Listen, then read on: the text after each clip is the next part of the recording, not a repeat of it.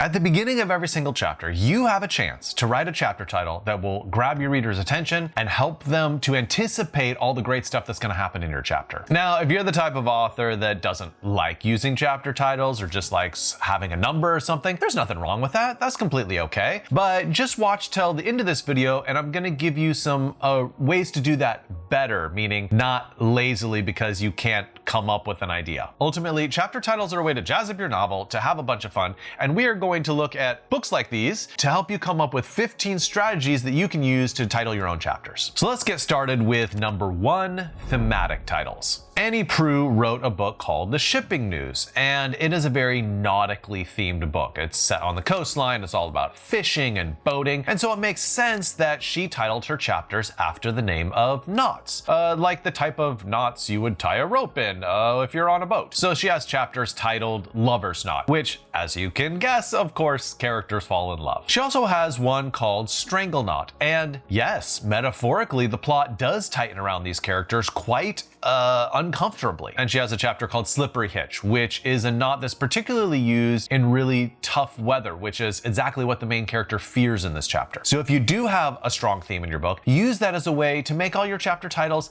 match in a really fun way. Now it is time for the second strategy, chapter titles that build character. Mark Haddon wrote The Curious Incident of the Dog in the Nighttime, and in it, it's just numbers for his chapter titles, but he does something very curious. They're not sequential numbers, meaning like 1, 2, 3, 4, 5, 6. Instead, they are prime numbers only, meaning 2, 3, 5, 7, 11, and all the way up to 233 is the very last chapter. But why does he do this? It's because his main character is autistic, and the character really loves prime numbers. So these chapter titles are just a really fun way for us to get to know the character a little bit better, and for us to get a sense of what it's like to live in his world. And plus, it was just a really quirky and fun thing to do with his chapters. The next strategy works really well for a lot of books. It is number 3, use humor. Rick Riordan is the author of The Lightning Thief, and honest to God, I think he has some of the funniest chapter titles ever.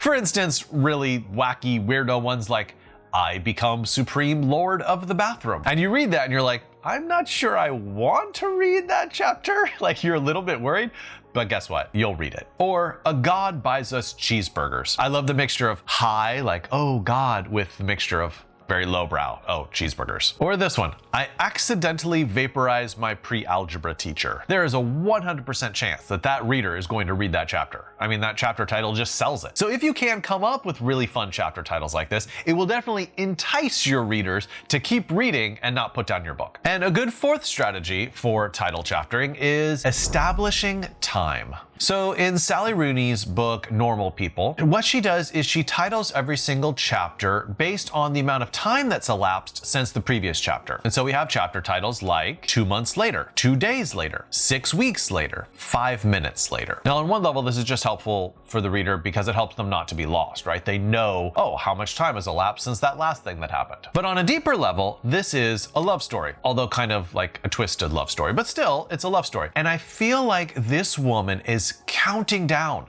the minutes and days and weeks until she sees the guy that she likes. So these chapter titles are another way that we kind of get a glimpse into her psychology. The next strategy is a really fun one. It is number 5, chapter titles as allusions. Marisha Pessl wrote this fun book called Special Topics in Calamity Physics. And it's sort of structured like this literature course syllabus where every single chapter is another title of a very famous novel. It makes sense because this is a book set in a high school, and so the characters would be reading books like this in their English classes. And she uses each of these famous books as a way to comment on what's happening in the chapter. For example, in 100 Years of Solitude, the main character, Blue, is feeling really lonely and isolated. In the chapter titled A Movable Feast, the whole group eats dinner together. And in the chapter Moby Dick, guess what? Someone drowns. I think this is a great strategy if you want to use it for titling your own chapters, just because alluding to other books just brings this richness and depth to your own novel. It's not just your story, now you're bringing in the power of other books as well, and that creates layers of interpretation. And alluding to other famous novels is also kind of a commentary that helps the reader interpret what's happening in your book. Now, this next strategy might be my very favorite one out of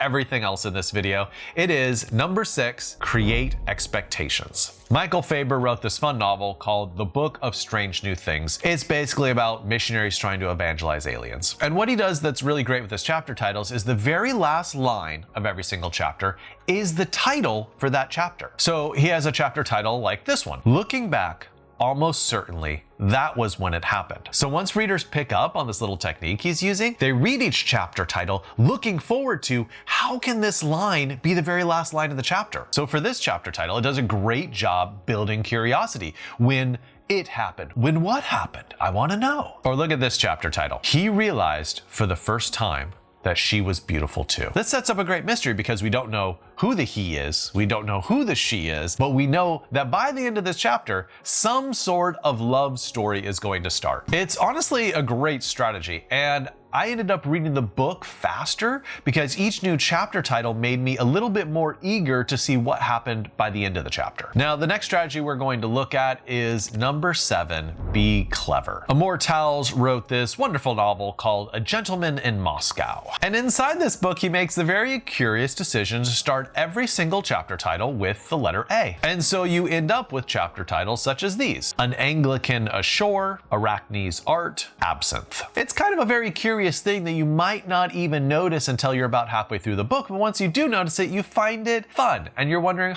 like it's a little bit of a mystery why the author's doing this. As far as we can figure out, I think it's kind of a tribute to the main characters, who are also both A names, Alexander and Amor. But on a deeper level, this is also a book about new beginnings, and so I feel like the A symbolizes that sense of beginning. This 8th strategy is a lot of fun. It is capture the tone.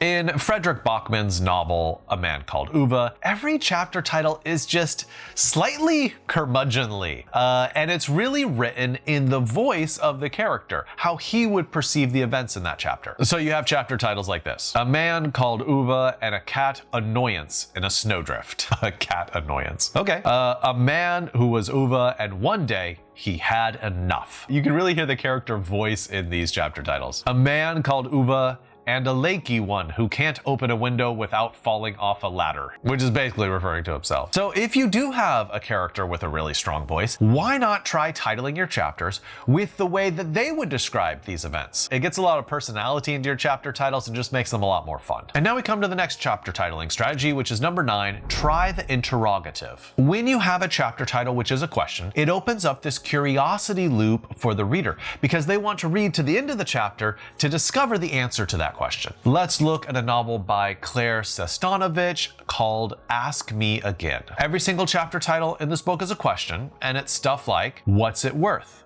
Did you see that?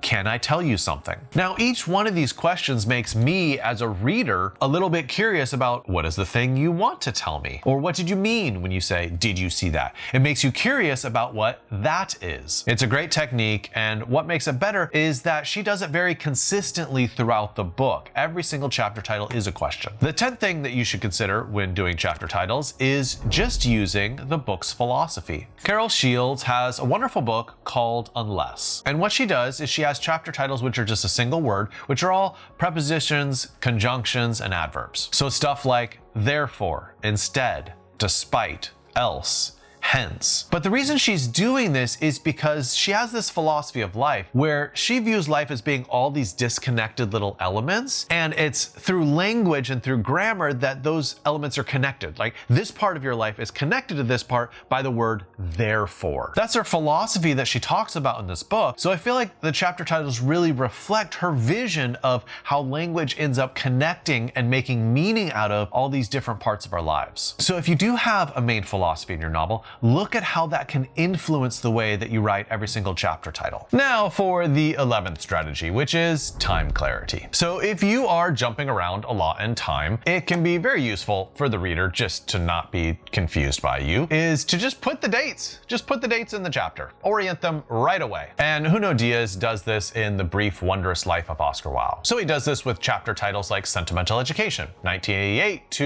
1992, or The Three Heartbreaks of Belicia Cabral, Brawl, 1955 to 1962. So there's actually two numbers in that last one, not just the dates, but also the 3 heartbreaks. What that does is it creates anticipation in the reader because we're curious, like, oh, what are those heartbreaks? Really, that's the same reason that I use numbers in so many of my YouTube videos. About twice as many people will watch it if I just put a number in the title. It's an easy way to organize information, and it's an easy way to let people look forward to what you're going to deliver to them. Next strategy is number 12, the double triple title. In Haruki Murakami's novel, The Wind-Up Bird Chronicle, amazing book, I love it. Let's look at chapter 8, Credo Kano's Long Story. Also, and this is the same title, An Inquiry into the Nature of Pain. And then the title of chapter 10 is actually 3 separate titles, Magic Touch, Death in the Bathtub, Messenger with Keepsakes. Now, you might think this is rare, but this is actually a technique used all the time. When I was looking through the books on the bookshelf back there, I came across The Known World by Edward P. Jones, who does this exact same thing. Most chapters in his book have at least 3 titles to them. I mean, the logic is if one title is good, maybe 3 is even better. And I think it's because the chapters are larger and they want the chapter titles to reflect the multiple things that are happening inside that chapter. And I say, hey, that's cool. That gives the reader more to look forward to with chapter titles like that. And now we're already to the 13th strategy. Number 13, use repetition. In The Wizard of the Crow by Noguchi wa Thiongo, every single chapter title has the same word in it. It's the word daemon. So the chapters are power daemons, queuing daemons, female daemons, male daemons. And what this does is it just gives this unity across the entire book. Like the entire book is holding together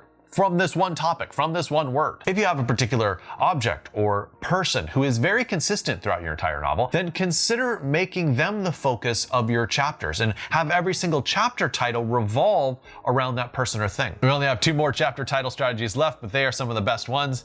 Number 14, Playfully Retro. So this is a truly old school style of chaptering your titles. I'm talking like 18th century novel style. These are called synoptic chapter headings, and it's basically a summary of what happens inside your chapter. Now you might think, oh, I don't want to give it away, but remember, anticipation is just as powerful a technique as mystery is. And sometimes you want to tell or tease the reader with something that's going to happen because they're going to look forward to that happening. They're not going to be like, oh, now I don't want to read the chapter. They're going to be excited to see how it's going to happen. Henry Fielding wrote a novel called The History of Tom Jones, and he has chapter titles like these, in which Mr. Western visits Mr. Allworthy, a very long chapter containing a very great incident. I love how forthright it is, and yet he gives away nothing. You know nothing, but you're anticipating. Containing such a grave matter that the reader cannot laugh once throughout the whole chapter, unless peradventure he should laugh at the author. So these chapter titles are creating a lot of anticipation in the reader, and I think that's a great strategy, but it's not just for 18th century novels. Modern novelists do this too. Look at Everything is Illuminated by Jonathan Safran Foer. He has chapter titles like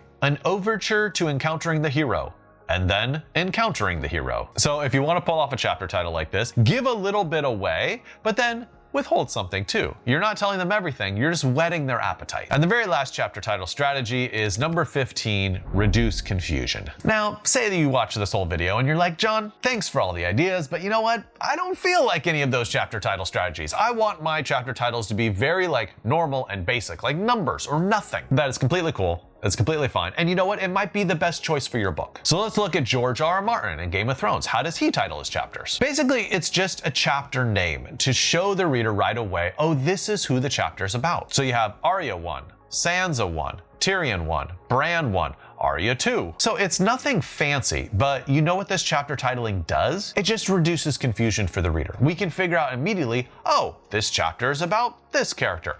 And when you have as many characters as George R. R. Martin has, sometimes you need that sort of clarity in a chapter title. Folks, I hope that gave you lots of ideas for clever ways that you can title your chapters, and good luck with your writing.